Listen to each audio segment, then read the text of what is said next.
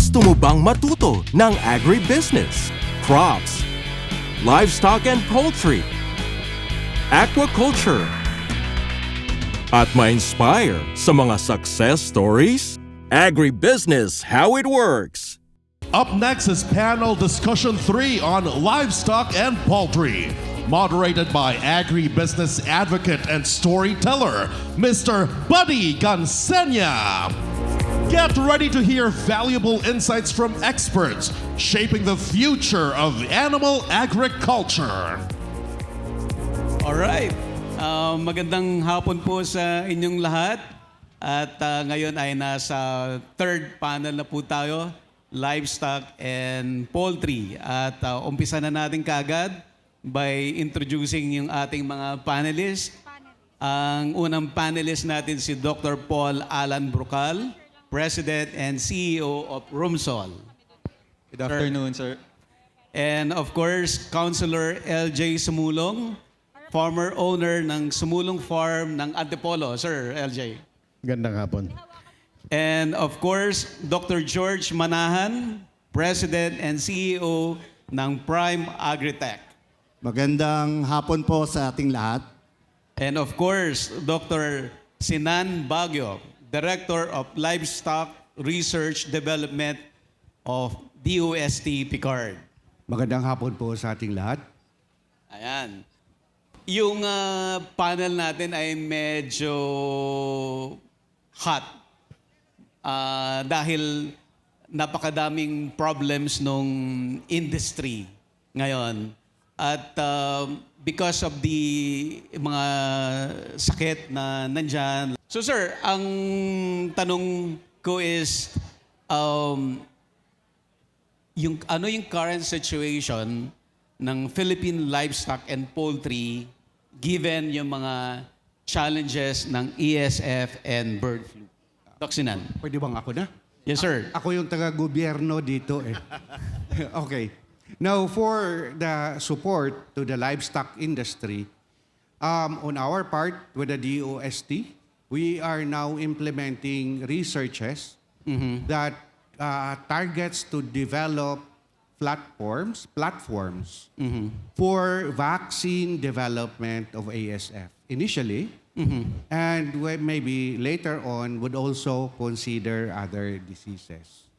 We are also supporting initiatives or research projects to widen the utilization of our native animals, particularly the pigs, chickens, and ducks at the moment, to develop them into a resource that can be used in building enterprises. Meaning, we would want to increase their productivity, improve their uniformity and predictability of production performance, as well as product quality. By this, we will be offering items or resources that can be used in building livelihoods that would be more resistant to diseases and to climate, extremes of climate. Doc, so far, asan na po yung research so far sa ngayon? Well, for the chickens, the native chickens, we already have the Darag native chicken in Region 6, particularly in Iloilo, that are now being used by entrepreneurs in, building livelihoods or enterprises. We also have the Zamboanga Peninsula native chicken. Sample. Sample. In Zamboanga Peninsula. Now, in the case of the layer type ducks, we have developed the Itik Pinas with 3 genotypes in it, the Itik Pinas Itim, Itik Pinas Kaki, and the Itik Pinas Kayumangi, which is considered, the Kayumangi is considered as the commercial line of the Itik Pinas. And adoption by entrepreneurs of the Itik Pinas is all over the country now. In fact, we were surprised with the fact that many livestock farmers became interested on the Itik Pinas in the areas of Mindanao and the Visayas. These areas were non-traditional balut consumers, but they are now expanding duck egg production at a higher rate. We also have developed the native pig, the Marcaduque, we call it. This is our native pig in Marinduque with the special features of, after having been improved, they already have higher litter size, giving us an average of 8 piglets per liter per farrowing, and they would have the potential to farrow twice every year. And also, in terms of quality, we have seen marbling in the meat of the Marcaduque pig. And perhaps, Sir Buddy, this is the reason why, or the scientific basis why lechon made out of native pigs is always tastier, better or tastier than those made out of the commercial hybrid pigs. Okay. How about you, Doc George? On the standpoint ng veterinaryo para sa yung kanina. For ang idea lang dyan is yung sa biosecurity. Always on the standpoint ng health is about securing perimeters, yung lugar, environment ng pinaglalagyan natin, mapa backyard man. Kasi hindi natin pwedeng sabihin, i-implement lang ang biosecurity protocol pagdating sa malakihang farming. Kasi yung ininvest pa rin natin kahit backyard, still an investment. So I would say biosecurity would mean ingat sa paggalaw at punta-punta, lugar-lugar, hawak at kung saan man. Kasi ang mahalaga kasi dito, karamihan ng sakit, particularly yung pinag-uusapan natin sa backyard, din naman una rin nagkaroon ng issue, yung ASF, ay tungkol sa mobility. So ibig sabihin, kaya nga ang backyard din, isa rin sa sinasabi yan, yung pagkain ng mga tira or yung mga tinatawag na kaning baboy, it's no longer that applicable. Ang reason is because it could also promote or yung magkikaroon ng risk para sa mga ganitong klaseng contamination or sa sakit. Now, in terms naman po sa pag-aalaga, again, ang paggamit po ng disinfectant, antiseptic, or kung ano man, isa rin po sa implementation na ginagamit. Particularly, nung nagkaroon po tayo ng pandemic, ano po, yung paggamit po ng alcohol ay basic. So, ibig sabihin po, para ho makontain na at least makontain natin yung issue po ng mikrobyo, napakalaga na naglilinis din po tayo ng sarili kamay, antimano. Kasi umihipo po tayo ng hayop. So sa paghihipo natin sa mga hayop yan, mapamanok yan o mapababoy, napakalaga po nagsisimula yan sa kalinisan, sa kamay, sa katawan, at paggamit din ng antiseptiko. So hindi lang po, ang mali lang pong pananaw din ay hindi po nakukuha ng antibiotic na basta ay ng disinfectant basta kung madumi din naman po ang kapaligiran at madumi rin po ang kamay naghahawak. Hindi rin po siya ganun ka-epektibo. Kaya po siguro po para sa atin man, wag ho nating isipin na ang biosecurity ay applicable lang sa malalaki at commercial na farming. Kahit po sa mga naghahalaman, sa mga nag-greenhouse, mapapansin nyo po, meron na rin po silang biosecurity protocol. Meron na rin pong foot bath. Kahit nga ho sa airport, may foot bath eh. So, yun po ang unang-una man lang po sanang maintindihan pag tayo po ay nag-aalaga. Dahil po ang inyong alaga ay buhay. Ibig sabihin, Doc George, yung biosecurity part na siya ng cultural management. Oh yes, definitely. Napakalaga po. Kaya ho, biosecurity. Isi-secure mo raw po yung buhay. Kasi buhay po yung inaalagaan. How about Doc Paul? Sa part naman ng big ruminants. Ayan. So, natakil na ni Doc George kanina yung mga naging problema ng ASF and bird flu. And tingin ko magiging problem pa rin siya in the future. Pero nasabi na rin ni Doc George na kailangan lang natin palakasin yung ating biosecurity. Pero in the point of, opportunity. Every challenge possess opportunity. So, kung paano lang natin titignan siguro yung challenge. So, for us, which is nasa ruminant sector, every time na may mawawalang baboy or every time may mawawalang manok dahil sa mga sakit, hahanap ang Pilipino ng alternative protein source. So, hindi sila tatakbo sa importer. No? Hindi lamang ang makikinabang ay meat importer. I was talking sa meat importer maybe 2 months back. Malaking meat importer siya. Ayun din ang tanong ko, ano nangyari nung ASF tsaka flu? Sabi niya, hindi kami nakapag-import. Bakit? Kasi globally, merong shortage ng protein. So, hindi sila makapag-import dahil sa mataas ang presyo. So, hindi siya nagiging economical. So, ano yung opportunity for us? Opportunity for the ruminant sector, kambing, baka, kalabaw, na maging protein source. No? So, nakikisimpatya tayo sa ibang species na naapektuhan. Pero for us in ruminants, I think we can grab this opportunity na maging protein source for our Filipino. Parang a month ago na sa grocery ako, halos parehas na yung presyo ng baka sa baboy. No? So, ayun yung mga opportunities for us in the ruminant sector given those challenges. Sir LJ? Well, yung onset ng ASF really crippled the swine industry dito sa Philippines. Prior to ASF, siguro we were looking at about 12.7 million yung population ng breeders natin dito.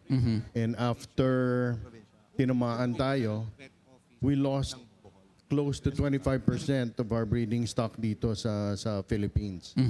And actually, doon lang ako medyo nagkakaroon ng konting kasi base naman sa ibang material na nabasa ko, that was the time that we imported naman the highest pork at that time, no?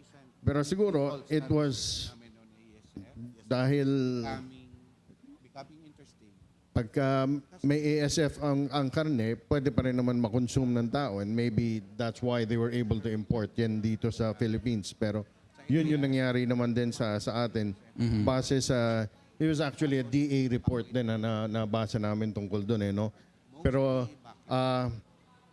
right now, because of the efforts na ginagawa ng national government for repopulation, pagbayad ng indemnification, we're looking to try to bring back the population to somewhere around 11.5 by 2025 this year.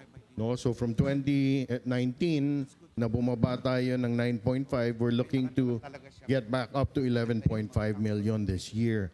Now, yung chinekwento ni Dr. Sinan kanina, base rin sa report ng DA, nag-roll out na ang DA nag-report sila ng purchase nila for vaccination, pero for about 600,000 doses pa lang. No? So, siguro kung meron tayong mga growers na nandito, we may need to lobby to our congressmen to divert maybe funds from flood control projects at dalhin sa vaccination ng mga ng farms natin dito para sa mga baboy. Although I know there are protocols na ginagawa para ma-monitor yung effectivity talaga ng vaccination at hindi immediate yung pag-administer ng vaccination kasi chine-check nila if it's effective pa no. Pero the efforts of the government are there in spite of the big hit that we took. Pero just so that alam din ng mga tao, ako, buddy, I just wanna share with you also, Yes, sir. no? After siguro mga 13 years in operation yung farm ko, siguro umabot ako hanggang mga 250 sow level, nag-scale down ako nung nag-pandemic. Ilang beses akong nagpa-test, maganda naman. I was going to be declared a Sentinel Farm na sana. And last year, tinamaan ako ng ASF and kinal yung buong herd ko. Buong herd, sir. Yeah, buong herd. So, that was close to 200 heads. No, medyo masakit. I'm still in mourning. But, siguro, upuan na lang natin mamaya. Medyo malungkot pa ako, But, ayun, no? But, ayan, siguro, pero the government is doing its part, we're looking to get our population back up there again and to bring the price of pork back down. Yeah.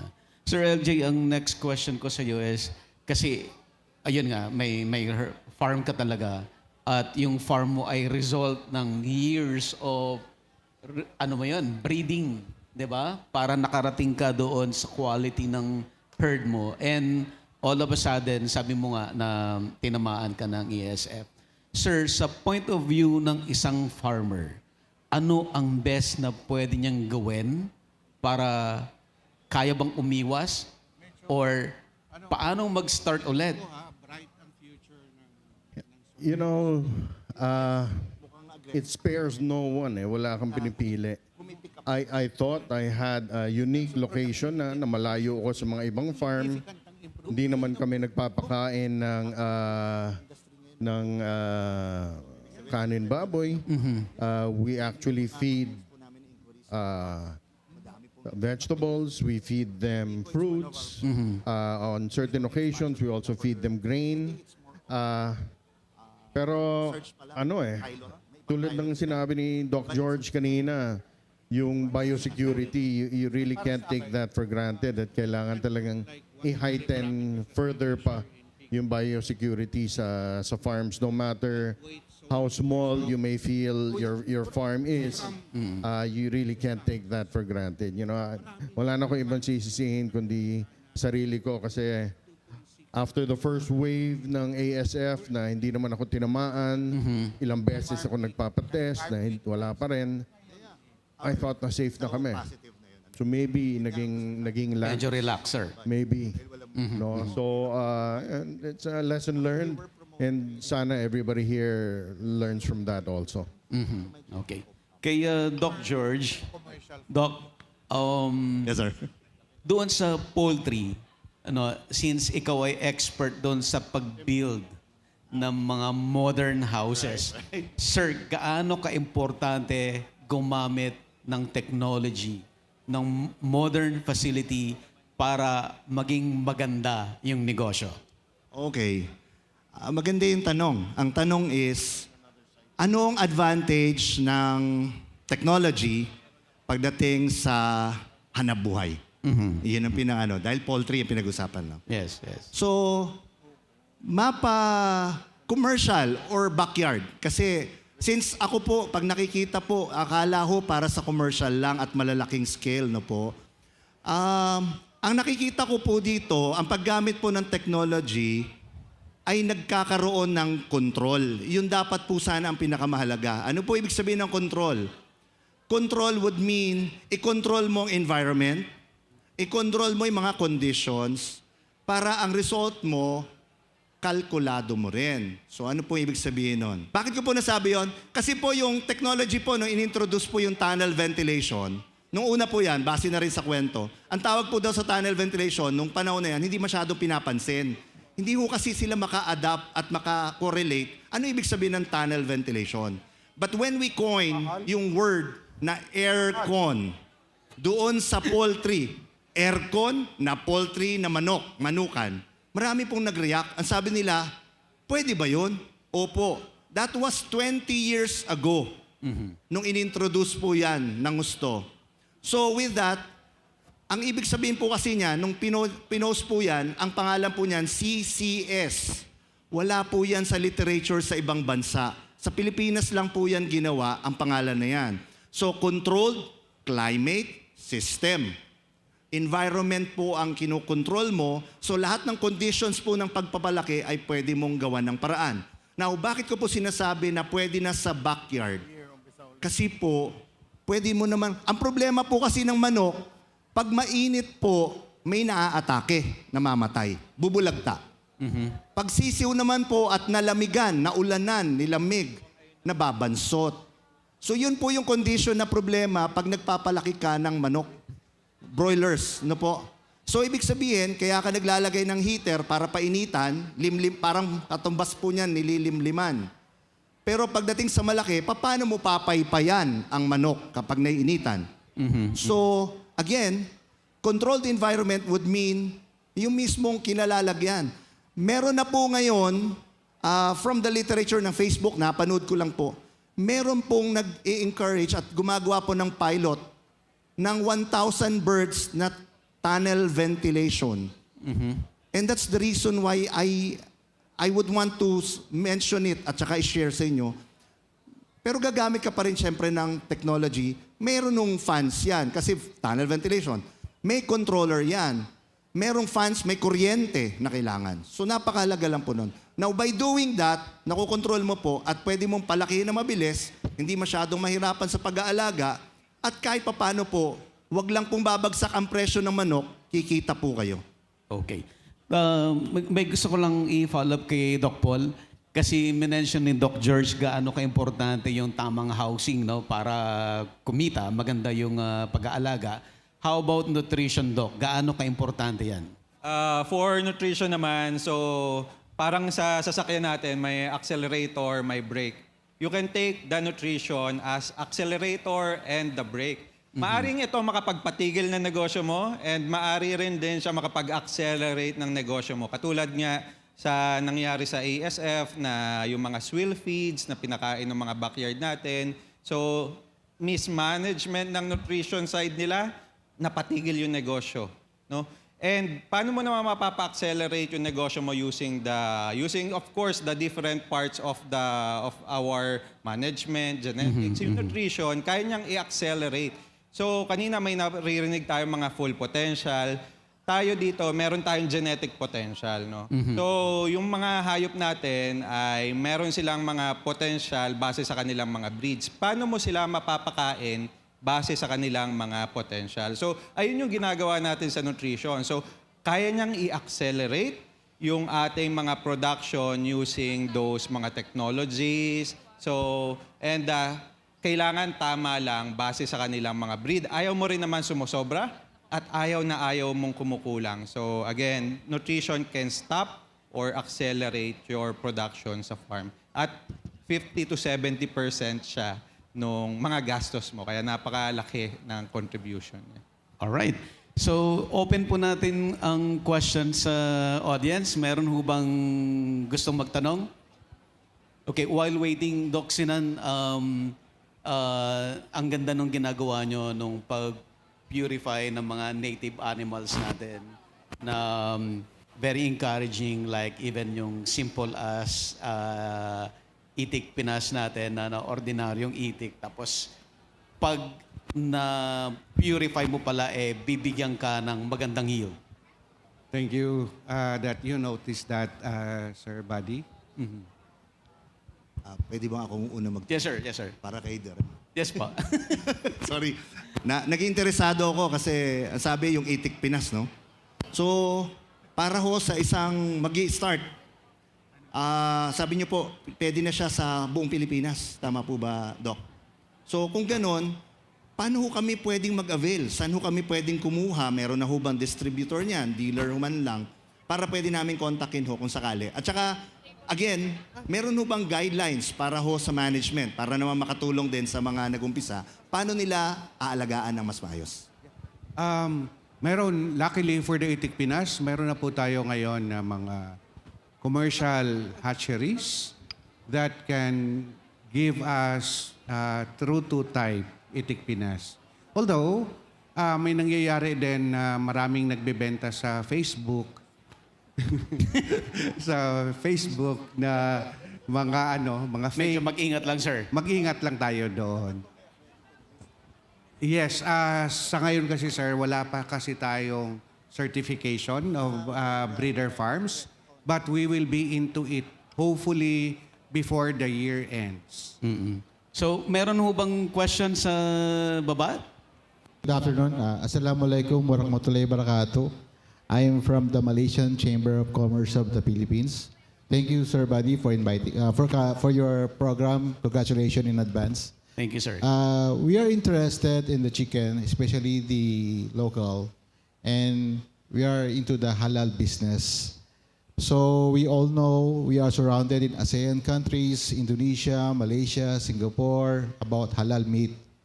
And halal is for everybody, not for only for Muslim, just for correction lang, for everybody. We would like to connect because we're introducing the portable halal slaughter machine. It's a 40-footer, and it's gonna be revolutionize the halal way of slaughtering, halal way. So we're gonna bring it to Mindanao and also in Luzon. We would like to coordinate through kay Sir Buddy. Thank you po for this opportunity for us, no? Also everybody, besides from the chicken, we're going to the next level from the goat and the cow. Pero the chicken muna kami. So hopefully to get in touch with you, sir. And halal industry po is not only for meat, but also for the food. You can export your product internationally. We can help you. You can bring it to Malaysia, Indonesia, Middle East, Australia, all over the world, world class. And the government is very supportive. In DTI, Department of Tourism, Department of Agriculture, we are from the private sector. So Malaysian Chamber of the Philippines. So anyone who wants to communicate, table 5 lang po ako. Filipino po ako, di ba ako Malaysian? Just to be sure. But I'm part of the board of directors. I'm the corporate secretary. We are coordinated with the Philippine Embassy. Malaysian Chamber of the Philippines is composed of all Malaysian companies doing business. To name Maybank, CMIB Bank, among others. No? So they are here. They are the 5th largest investors. And we are family because we are ASEAN, Malaysia. So hopefully, Sir Buddy, again, congratulations. And sir, we will keep in touch po. Thank you po. Thank you. Thank you. Sir, quick na lang, last na lang po para sa lahat ng panelists natin. Dahil heavy yung usapan natin doon sa mga problema, may opportunity pa rin ho ba na naghihintay para sa audience natin? Para po sa lahat. I'll be biased, no, Sir Buddy. Alam mo naman na magiging bias ako for our dairy sector. Our dairy sector, kanina nasa Starbucks ako, nakita ko na yung gamit nila is from one of the local dairy producer. So, ayun yung prinopromote ko pa rin na if may mga opportunities tayo, may mga resource tayo, we can look at sa dairy sector, sa dairy industry natin. And may mga support yung National Dairy Authority, hindi po ako from NDA. You can go to their website para makita kung ano yung mga opportunities na nandun. Pero 99% is imported, 1% is locally produced. So, the market nandun yung market. So, if may mga papasukin tayo na livestock, maaari natin makonsider is yung dairy production. Sir LJ. Siyempre, with food, you can't go wrong. Ano? Everybody has to eat. All families have to eat. Like I said earlier, the DOST, the DA, BAI, everybody's doing their part to try to have the swine industry recover. And kanina pinag-uusapan din namin ni Doc Paul dito kanina na ang ganda ng presyo ng baboy. No? So, depende na lang yan sa risk tolerance ng grower natin, ng farmer natin. Pero the opportunity is always still there. Sundan lang, of course, yung sinasabi ni Doc George, the biosecurity, so that they don't suffer the same fate that I did. No? And syempre, pagka umayos na yung sama ng loob ko, babalik na rin ako, sasama na rin ako ulit yan. Okay, Doc Sinad. Yeah, Sir Buddy, for the livestock and poultry, the opportunity is huge. Ano ang basihan ko dito? Number one, increasing appreciation on the use of science-based technologies in our production system. And number two, increasing number of young Filipinos engaging in livestock production enterprises. Okay, and finally, Doc George. Marami na tayo nasabi. Sige, ganun na lang. Dito po sa paggamit ng technology, at saka, sabi nga natin pala, yung outlook po ng business. Alam naman po natin ang growing trends because nabawasan po talaga ang supply ng baboy. Malaki po ang pangangailangan ng protina na nanggagaling din sa manok sa ngayon. Growing trends po ng pagkain ay fried chicken, mga inihaw na manok. Solid yung manok ay fluctuating. But it doesn't necessarily mean na hindi tayo kikita. So ibig sabihin, lahat naman po ng business may risk eh. But then going into agriculture with chicken, may hanap buhay po at may pera sa agrikultura. So wag ho nating maliitin. Talaga pong maganda po ang outlook ng manok. At marami pa po. Dahil patuloy din kayong kumakain ng manok at marami pa po siguro sa mga susunod na henerasyon din. So ang kailangan lang natin gawin daw po ay ang pagkain ng manok at ang pagpapalaki ng manok ay maging healthier. Iyon daw po. Ayan. So, I hope na susubukan nyo pa rin pumasok sa livestock and poultry given na marami pa rin opportunity na naghihintay for us. Thank you so much, pa. Sir. Sir, thank you. Sir. We now ask the livestock and poultry panelists to remain on stage for the awarding of their plaques. Please join us in giving them a round of applause.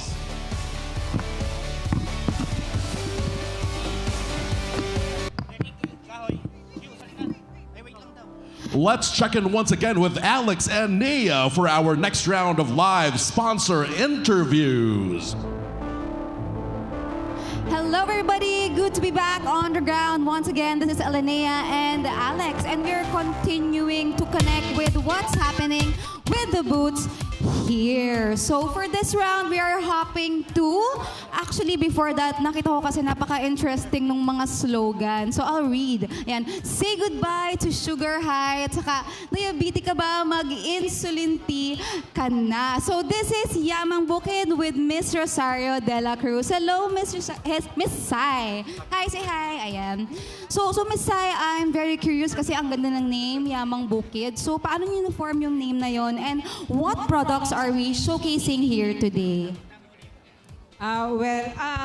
Tinawag pong Yamang Bukid dahil dati kasi pag sinabi mong bukid, parang ang tingin ng mga tao is mahirap. Opo. Pero sa totoo lang, nasa bukid yung yaman natin. Yun. Kaya po siya Yamang Bukid. And we are showcasing our flagship product, the turmeric 10-in-1 with Gynura procumbens and insulin tea, pure turmeric powder, pure malunggay powder. Yun po. And then kanina, Miss Sai, you were telling me you also have discounts on this day. So ano po yung mga items natin for that so our guests can also know? Our turmeric 10-in-1, we are giving this for 10% discounts po. And with the pure turmeric and pure malunggay. And sa insulin tea naman po, ang SRP namin is 300.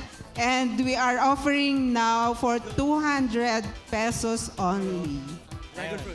Ayan guys, so that is exclusive today. And you know what I like sa mga booths na to? Meron silang free taste. So we have Sir Nan here. Ayan, Sir Nan, magkakaroon tayo ng free taste. This is turmeric, right? Ayan, so we'll taste it. Let's toast to Agribusiness Connect. Ayan. Very yummy and very mainit pa po, no? So don't miss out on visiting Yamang Bukid. So more of this, I think yung partner ko nasa somewhere na masarap. So Alex, nasan ka? Anong meron dyan? Hello! I just want to say, Nea, Yamang Bukid is a personal favorite naming mga sisters ko. I really love Yamang Bukid. So, shout out kay Sir George. Hi! Okay, next to me is not a stranger. We have the Pinoy favorite, Don Benitos. Hi, Miss Ginalyn. Hello everyone, good afternoon. We are here to encourage everyone to taste our product from Don Benitos, ang pambansang kasaba. We have pichi-pichi and kasaba cake. So please, everyone, visit our booth and taste. We have free taste. Thank you. Amazing! Thank you so much, Don Benitos, for keeping our day sweeter. I think isa sa mga questions ng mga tao is, pwede bang bumalik? Yes po. Okay, again, visit Don Benitos, guys. Pwedeng bumalik. Let's keep on trying and having more pichi-pichi. Let's go! Okay, we're just on our 4th discussion. So, back when agribusiness was still starting, nagbebenta kami ng CDs kasi meron kaming agribusiness trainings. And nakita ko dahil ako yung nag-handle ng sales ng mga CD ng agribusiness trainings, isa talaga sa mga mabentang topics, favorites ng mga tao is our next topic. Yan. This is high-value crops and orchard. So without further ado, let's keep it rolling, keep learning, because our topics are getting more and more interesting. We're ready for our next topic. Again, high-value crops and orchard. Back to the stage, guys. Agribusiness merch is now available on Shopee and Lazada. Agribusiness, how it works. Instruct, inspire, succeed.